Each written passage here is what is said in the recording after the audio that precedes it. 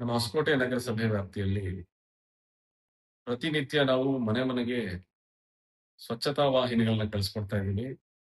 ಎಲ್ಲಾ ಮನೆಗಳಿಗೂನು ನಮ್ಮ ಕಮ್ಯುನಿಟಿ ಮೊಬಿಲೈಸರ್ಸ್ ಕಡೆಯಿಂದ ಅವೇರ್‌ನೆಸ್‌ನ ಕ್ರಿಯೇಟ್ ಮಾಡ್ತಾ ಇದ್ದಾರೆ. ಹಸಿ ಕಸ ಬೇರ್ಪಡಿಸಿ, ಒಣ ಕಸವನ್ನ ಬೇರ್ಪಡಿಸಿ ನಿಮ್ಮ ಕಸದ ಗಾಡಿಗಳಿಗೆ ಕೊಡಿ ಅಂತ.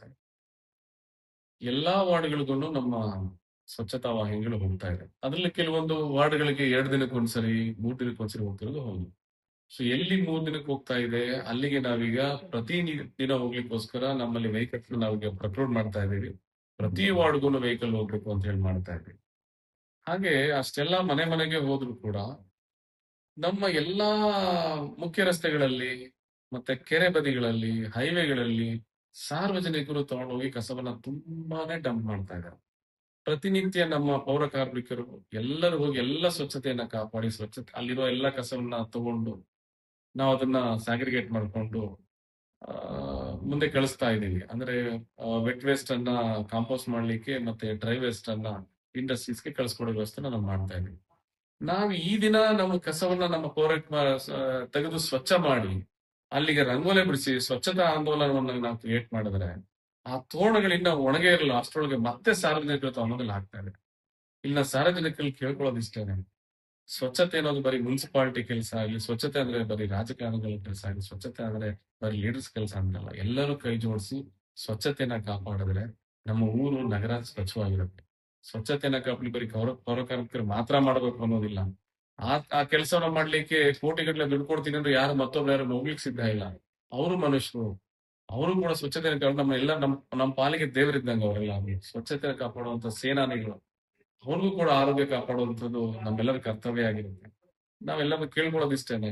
ನಿಮ್ಗೇನಾದ್ರೂ ಕಸದ ಗಾಡಿಗಳ ಸಮಸ್ಯೆ ಇದೆ, ಕಸದ ಗಾಡಿಗಳು ಬರ್ತಾ ಇಲ್ಲ ಅಂತಂದ್ರೆ, ನನ್ನ ನಂಬರ್‌ಗೆ ನೇರವಾಗಿ ನನಗೆ ಸಂಪರ್ಕ ಮಾಡಬಹುದು ಅಥವಾ ನಮ್ಮಲ್ಲಿ ಎಡಬ್ಲ್ಯೂ ಎನ್ವೈರನ್ಮೆಂಟಲ್ ಇದ್ದಾರೆ, ಎನ್‌ಜಿ ಇನ್ಸ್ಪೆಕ್ಟರ್ಸ್ ಇದ್ದಾರೆ. ಕಾಲ್ ಮಾಡಿದ್ರೆ ನಾವು ಅದನ್ನ ಕಳಿಸ್ಕೊಡ್ತೀವಿ. ನಮ್ಮಲ್ಲಿ ಎಷ್ಟೋ ವಾಟ್ಸ್ಆಪ್ ಗ್ರೂಪ್ಸ್ ಇದೆ. ಅಲ್ಲಿ ನಮಗೆ ಪ್ರತಿನಿತ್ಯ ಹಾಕ್ತಾ ಇರ್ತಾರೆ. ಇಲ್ಲಿ ನಮಗೆ ಕಸದ ಗಾಡಿ ಬಂದಿಲ್ಲ ಅಂತ. ಕೊಟ್ಟ ತಕ್ಷಣ ನಾವು ಸ್ಪಂದನೆ ಮಾಡ್ತಾ ಇದೀವಿ. ಅಲ್ಲಿಗೆ ಕಳಿಸ್ಕೊಡೋ ವ್ಯವಸ್ಥೆ ಮಾಡ್ತಾ ಇದೀವಿ. ಇಲ್ಲಿ ನಮ್ಮ ಮನೆ ಮುಂದ್ಗಡೆ ಕಸದ ರಾಶಿ ಹಾಕ್ತಾ ಇದಾರೆ ಅಂತ.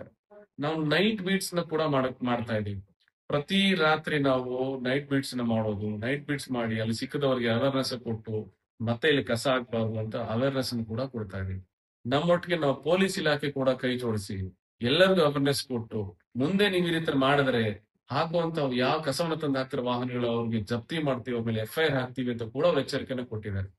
ಮುಂದಿನ ದಿನಗಳಲ್ಲಿ ನಾವು ಸ್ವಚ್ಛತೆ ಮಾಡಿದ ಕಡೆ ಮತ್ತೆ ಗಲೀಜು ಮಾಡ್ತಾ ತಗೊಂಬಂದ ಕಸಗಳು ಹಾಕ್ತಾ ಇದ್ರೆ ಯಾರು ಹಾಕ್ತಾರೆ ಅಂತ ಗೊತ್ತಾದಲ್ಲಿ ಆ ಕಸವನ್ನೆಲ್ಲ ತಗೊಂಬಂದು ಅವರ ಅಂಗಡಿ ಮುಂದೆನೆ ಇಲ್ಲ ಅವರ ಮನೆ ಮುಂದೆ ಸುರಿತೀವಿ. ಅದನ್ನ ನಾವು ಯಾರು ಕ್ಲೀನ್ ಮಾಡೋದಿಲ್ಲ. ಕಸವನ್ನ ಪಕ್ಕದವ್ರ ಮನೆ ಹಾಕ್ಬಿಟ್ಟು ನನ್ನ ಮನೆ ಸ್ವಚ್ಛವಾಗಿ ಇಟ್ಕೊಂತೀವಿ ಅಂತ ಹೇಳೋದು ಎಷ್ಟು ಸರಿ. ಹಾಗಾಗಿ ಈ ಮುಂದಿನ ದಿನಗಳಲ್ಲಿ ಈ ತರ ಯಾವ್ದು ಮರುಕಳಿಸಿದರೆ ನಿಮಗೆ ಏನಾದ್ರು ತೊಂದರೆ ಇದೆ, ಕಸದ ಗಾಡಿ ಬರ್ತಿಲ್ಲ, ದಯಮಾಡಿ ಈ ನಮ್ಮ ವಾಟ್ಸಪ್ ಅಲ್ಲಿ ಒಂದು ವಾಟ್ಸಪ್ ಮೆಸೇಜ್ ಹಾಕಿಕೊಂಡು ನಾವು ರೆಸ್ಪಾಂಡ್ ಮಾಡ್ತೀವಿ, ಸ್ಪಂದಿಸ್ತೀವಿ. ಅದು ನಮ್ಮ ಕರ್ತವ್ಯ. ನಾವು ಅದನ್ನ ಮಾಡ್ತೀವಿ. ಮುಂದಿನ ದಿನಗಳೇನಾದ್ರು ಈ ಕಸಗಳನ್ನ ಹಾಕುವುದು, ರಾಶಿಗಳನ್ನ ಹಾಕಿ ನಮ್ಮ ಜನಗಳ ಸ್ವಾಸ್ಥ್ಯವನ್ನ, ಪರಿಸರವನ್ನ ಹಾಳು ಮಾಡಿದಲ್ಲಿ ಅವ್ರಿಗೆ ಕಠಿಣವಾದಂತಹ ಶಿಕ್ಷೆ ವಿಧಿಸ್ಲಿಕ್ಕೆ ನಾವು ಕ್ರಮ ಕೈಗೊಳ್ತೀವಿ ಅಂತ ಹೇಳಿ. ಈಗ ಏನಾಗ್ತಿದೆ ಅಂದ್ರೆ ಮೊದಲನೇದಾಗಿ ನಾವು ಸ್ವಚ್ಛತೆನ ಮಾಡಿಕೊಂಡು ಅಲ್ಲಿಗೆ ನೈಟ್ ಬಿಟ್ ಶುರು ಮಾಡುದು. ಮತ್ತೆ ಅಲ್ಲಿ ಕಸ ಹಾಕದಂಗೆ ತರಲಿಕ್ಕೆ ಪ್ರಯತ್ನ ಮಾಡುದು.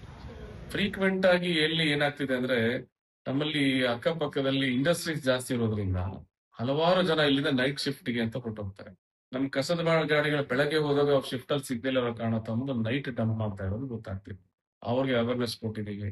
ಈಗ ನೀವು ಹೇಳ್ದಂಗೆ ಹೈವೇಗಳಲ್ಲಿ ಎಲ್ಲಿ ಜಾಸ್ತಿ ಆಗುತ್ತೆ ಅಂದ್ರೆ ಈ ಹೈವೇಗಳಲ್ಲಿ ವೆಹಿಕಲ್ಸ್ ಪಾಸ್ ಆಗುತ್ತೆ ಅಲ್ಲಿ ಹಾಕಿ ಹೋಗ್ತಾ ಇದಾರೆ.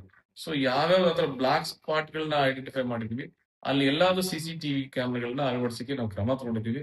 ಇನ್ನ ಶಾರ್ಟ್ಲಿ 1 ಮಂತ್ ಒಳಗಡೆ ಎಲ್ಲಾ ಕಡೆನೂ ಟಿವಿನ ನಾವು ಹಾಕ್ಸ್ತಾ ಇದ್ದೀವಿ.